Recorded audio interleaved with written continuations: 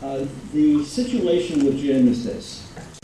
He is a man in his late 50s, early 60s, who is extremely intelligent. He holds 2 PhD degrees. He is a brilliant electrical engineer involved in communication. He came to me in 1998 to talk about his partial recollections of abduction experiences, little pieces here and there, but extremely troubling to him. Well, he called me this spring, and I hadn't seen him for a few years, but he called me to tell me that something had happened to him in March. And what he remembered was he was going to drive to the hospital to visit a friend who had an operation. He got in his car, backed out of the garage, and then pulled back into the garage again with the thought, I think I forgot something. I think my wife would know what it is I've forgotten.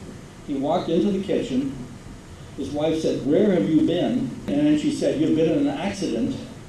And evidently she looked at him, and he was bleeding from his right nostril, and he had blood all over the front of his trousers. And she picked up the phone to call 911, and that's the last thing he remembered. He passed out. And he woke up in the hospital, emergency room. There's a police officer there who accompanies the ambulance. His wife was there, and his physician. Now, the role of the physician here is very important, because this man has been Jim's physician for 30-some years. And Jim had told him about his suspected abduction experiences a number of years ago. He has on his arm 3 perfectly symmetrical, like an equilateral triangle, round, rather largish marks that he's had for years.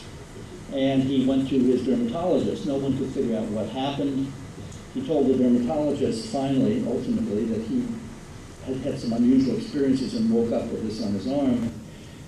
When I talked to the doctor, I was informed that they are forming a group of physicians to anonymously study not only Jim's case, but the fact that as they pooled their information and their cases, they found that they had a number of people amongst their patients who had reported abduction experiences.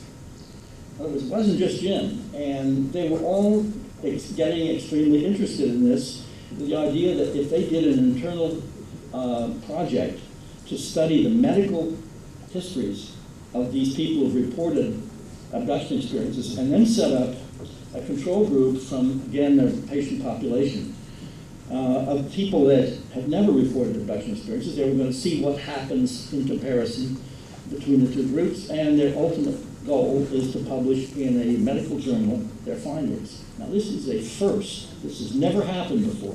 Doctors, in this case, are doing something that doctors should have done 20 years ago, 30 years ago, but now they're actually doing it.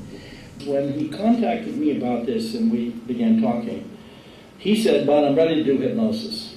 And he had remembered, partly during this chemical regression, he'd remembered pieces of other experiences when he was a child. And one of them, incidentally, when I did this hypnosis with him, was a very early experience. He was maybe 3 years old. And he feels extremely angry and very frightened. And I did with him at that point something that I do as a kind of a therapeutic device whenever I do hypnosis. I'll say, well, now maybe you couldn't say anything to the aliens at the time this was happening, or ask them any questions or anything. Maybe you just couldn't. But let's say right now you could. You can ask them anything you want to, or you can say, excuse me, in this very young voice he just burst out, take me home. I want my mommy.